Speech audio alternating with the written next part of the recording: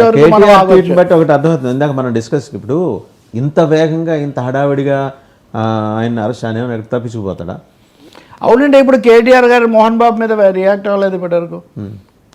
3 రోజుల నుంచి మీడియా అంతా. అందుకనే రాజకీయ పార్టీలు రాజకీయ నాయకులకు వాళ్ళ ప్రాధాన్యతలు వాళ్ళ కోణాలు ఉంటాయి. ఇందులో ఏది ఎంత రైట్ ఏది కాదనేది కొన్ని చట్టబద్ధంగా పరిష్కారం అవుతాయి. ఇప్పుడు ఎందుకు మరి మంచు మోహన్ బాబు విషయంలో ఎందుకు ఇంతవరకు వీళ్ళు పోనీ ఏమీ తప్పులేదనుకుంటే అదన్నా చెప్పొచ్చు కదా. ఇప్పుడు అల్లనారాయణ వాళ్ళందరూ వచ్చి అక్కడ నిరసనలు అవి తెలిపారు. మరి బీఆర్ఎస్ వాళ్ళు బహుశా నేను చూసినంతలో ముఖ్య నాయకులు ఎవరు ఆ విషయం మీద ఇంతవరకు స్పందించలేదు.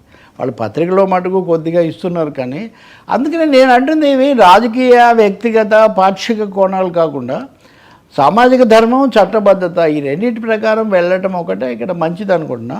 అల్లు అర్జున్ అల్లు కుటుంబం ఆ విషయంలో వాళ్ళు జాగ్రత్తగానే ఉన్నారు. సో కేటీఆర్ దీన్ని తీవ్రంగా వ్యతిరేకిస్తున్నారు. That well and good. BRS వాళ్ళు కూడా 10 ఏళ్ళు ప్రభుత్వం నడిపారు. వాళ్ళకి సంబంధించిన వాళ్ళు నియమించిన అధికారులు అందరూ కూడా చాలామంది ఉన్నారు. దాన్ని కూడా మనం పరిగణనలోకి తీసుకోవచ్చు. And people expect him.